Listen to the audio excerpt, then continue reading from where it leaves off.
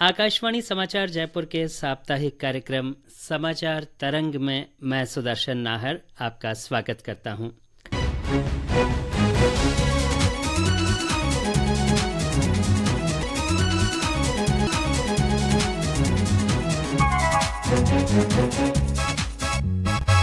श्रोताओं, जीवन में प्रगति के लिए स्वस्थ मस्तिष्क के साथ स्वस्थ शरीर भी जरूरी है। आमजन का स्वास्थ्य बेहतर बना रहे, इसी उद्देश्य से पोषण पखवाड़ा मनाया जा रहा है। स्वास्थ्य को बेहतर बनाए रखने में आहार और पोषण के बारे में और जानकारी प्राप्त करने के लिए आज हमने स्टूडियो में आमंत्रित किया है आहार और पोषण विशेषज्ञ डॉक्टर सुरभि पारीक को। डॉक्टर पारीक, आपका कार्यक्रम में स्वागत है। धन्यवाद सुदर्शन जी। बातचीत में मेरे साथ स्टूडियो में मौजूद हैं आकाशवाणी समाचार जयपुर के संवाददाता डॉक्टर जितेंद्र द्विवेदी। जितेंद्र जी, कार्यक्रम में आपका भी स्वागत है। धन्यवाद सुदर्शन जी। जी डॉक्टर पारीक, सबसे पहले हम ये जानना चाहेंगे कि पोषण क्या है, किसे कहते हैं पोषण, और इसका जो किस प्रकार से ध्यान रखा जा सकता है। भोजन में, खान पान में ऐसा क्या हो कि हमें संतुलित आहार, जिसे हम कहें, पोषण पूरा मिल सके। देखिए, जब हम पोषण की बात करते हैं तो हमारी दैनिक आवश्यकताओं को पूरा करने के लिए जो भी कार्बोहाइड्रेट, प्रोटीन, फैट हमारे शरीर के लिए आवश्यक हैं, जिससे हमें एनर्जी मिलती है, हमें जिंदा रहने के लिए प्रोटीन चाहिए, ये सारी चीज़ें पोषण में आती हैं। तो इन सभी चीज़ों की एक पर्याप्त मात्रा उम्र के हिसाब से, आपकी लंबाई और वजन और शारीरिक आवश्यकताओं के अनुसार से हमारे खाने में होना बहुत ज़रूरी है। अगर हम एक संतुलित मात्रा में carbohydrate, protein, fat, vitamins, minerals और वाटर, इन सभी चीज़ों को अपने डाइट में इनकॉर्पोरेट करते हैं तो उसे एक संतुलित आहार या एक बैलेंस डाइट बोला जाता है। बैलेंस डाइट लेने के लिए हमारे डिफरेंट फूड ग्रुप्स होते हैं, जो हर फूड ग्रुप आपको एक डिफरेंट प्रकार का न्यूट्रिशन प्रोवाइड करता है। जैसे कि आपको जब एनर्जी की आवश्यकता है तो आपको कार्बोहाइड्रेट लेना पड़ेगा। कार्बोहाइड्रेट आपको मिलेगा सभी तरह के अनाजों से, फल सब्जियों से, पर उसमें भी वो कार्बोहाइड्रेट दो प्रकार का होता है, एक अच्छा और एक बुरा। तो हमें कौन सा चूज करना है ताकि हमारा भोजन एक बैलेंस बन सके, वो उसके लिए बात करनी हमारे लिए जरूरी हो जाती है। 5 हमारे फूड ग्रुप्स होते हैं: कार्बोहाइड्रेट, प्रोटीन, फैट, उसके अलावा विटामिन्स और मिनरल्स। इन सभी का पर्याप्त मात्रा में शरीर की आवश्यकता के अनुसार खाने में होना हमारे लिए जरूरी है, और वही हमारे खाने को संतुलित और पोषक बनाता है। जी सुरभि जी, एक सवाल यह भी उठता है, यदि आम व्यक्ति जानना चाहे, जिसे ये समझ नहीं आता कि क्या प्रोटीन होते हैं, क्या कार्ब्स होते हैं, ना विटामिन्स किससे प्राप्त होता है, तो उसके लिए आप ये समझाना चाहेंगे कि किस प्रकार वो अपने खान पान को संतुलित और उसके लिए जो जरूरी है वो खान पान उसे मिल जाए, उसे किन बातों का ध्यान रखना चाहिए।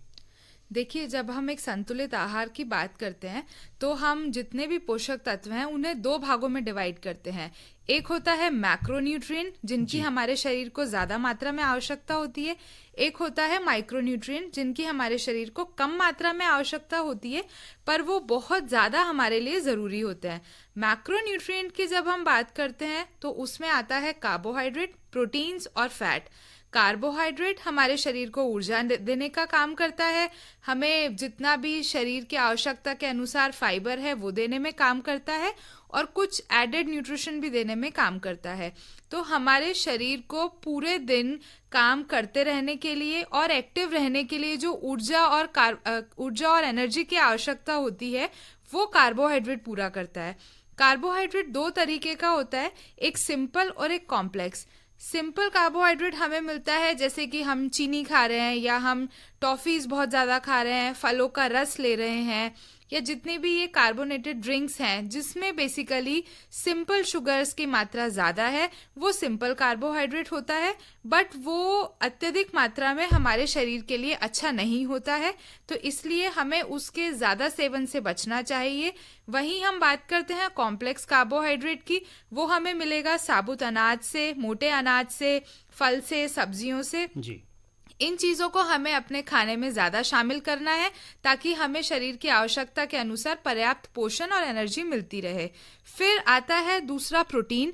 वो हमारे शरीर के प्रॉपर विकास में और बॉडी बिल्डिंग में हेल्प करता है, हमारे इम्यून सिस्टम को स्ट्रॉन्ग करने में हेल्प करता है।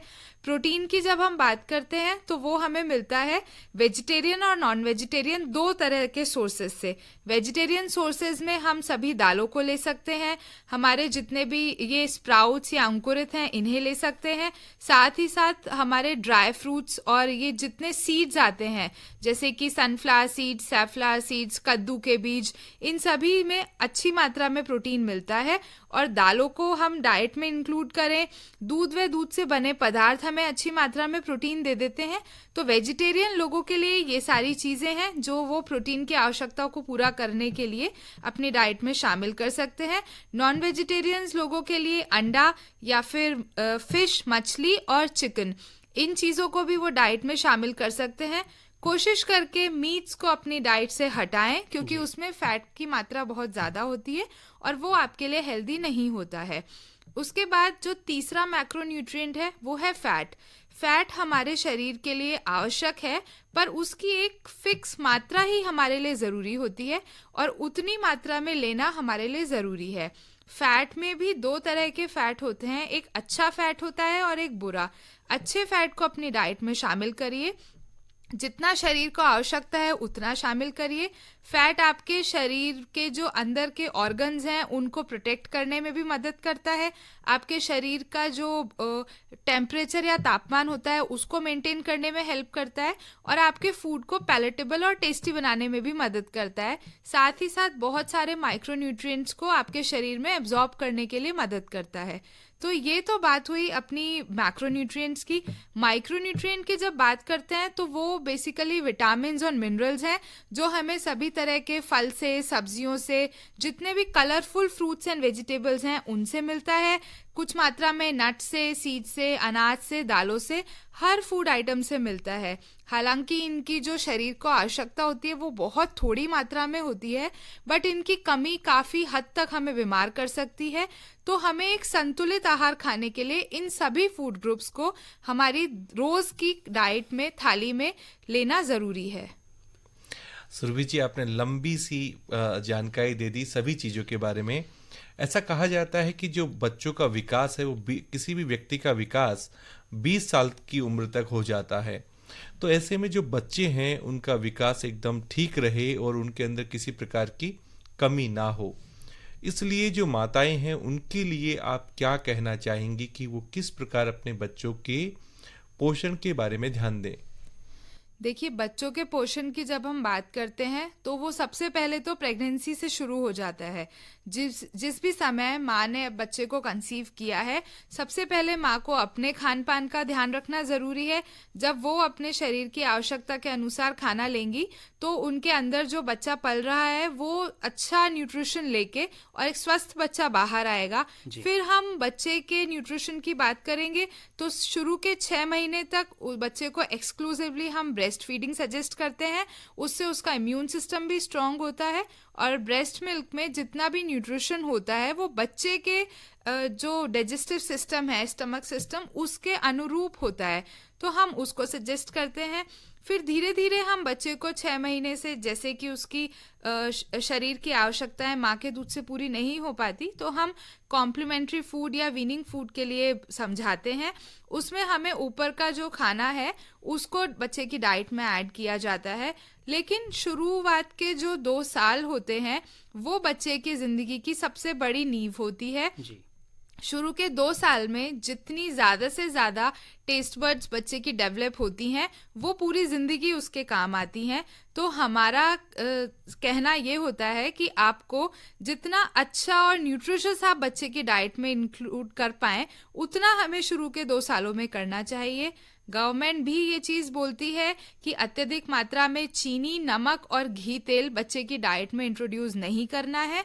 अगर हम वो करते हैं तो फ्यूचर में जाके बच्चे को लाइफस्टाइल रिलेटेड डिजीजेस होने के चांसेस काफ़ी बढ़ जाते हैं। जितना हो सके घर के खाने पर बच्चे को फोकस करके रखवाइए। कोशिश करिए कि हम बच्चे को हेल्दी खाना खिलाएं।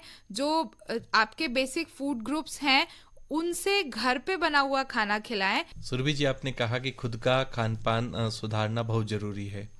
माताएं पूरे घर के खान पान पर ध्यान देती हैं, सबके पोषण के लिए ध्यान देती हैं, खाना तैयार करती हैं, लेकिन ऐसा माना जाता है कि उनकी पोषण, उनके स्वास्थ्य की कई सारी तकलीफें होती है।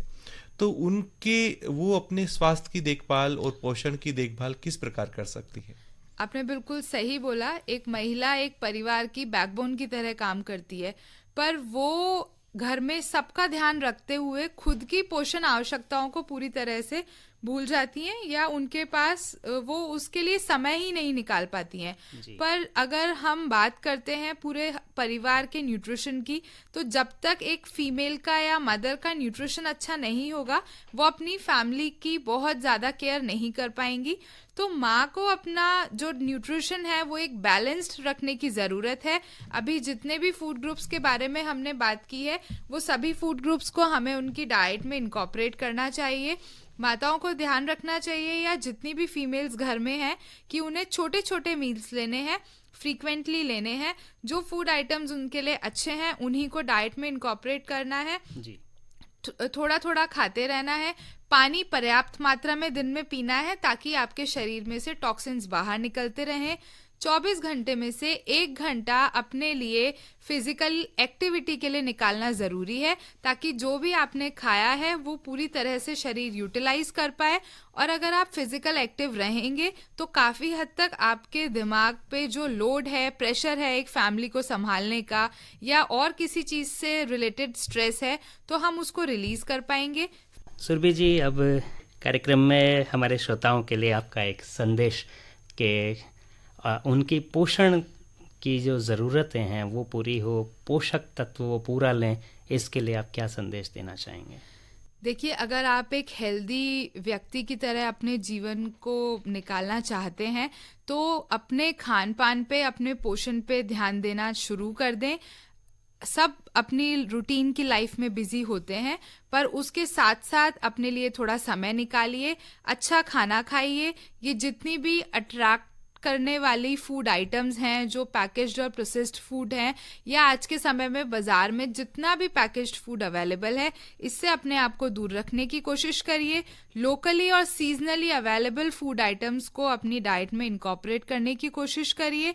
कोशिश करिए कि जिस समय आप खाना खा रहे हैं, आप अपनी फैमिली के साथ हंसी खुशी के माहौल में खाना खाएं, और थोड़ा समय उनको भी दें।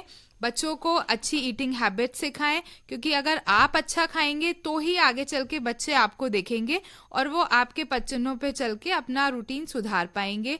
अपनी शरीर की आवश्यकता से ज़्यादा खाना ना खाएं, क्योंकि हम सबका आज के समय में जो लाइफस्टाइल है वो बहुत ज़्यादा सेडेंट्री है।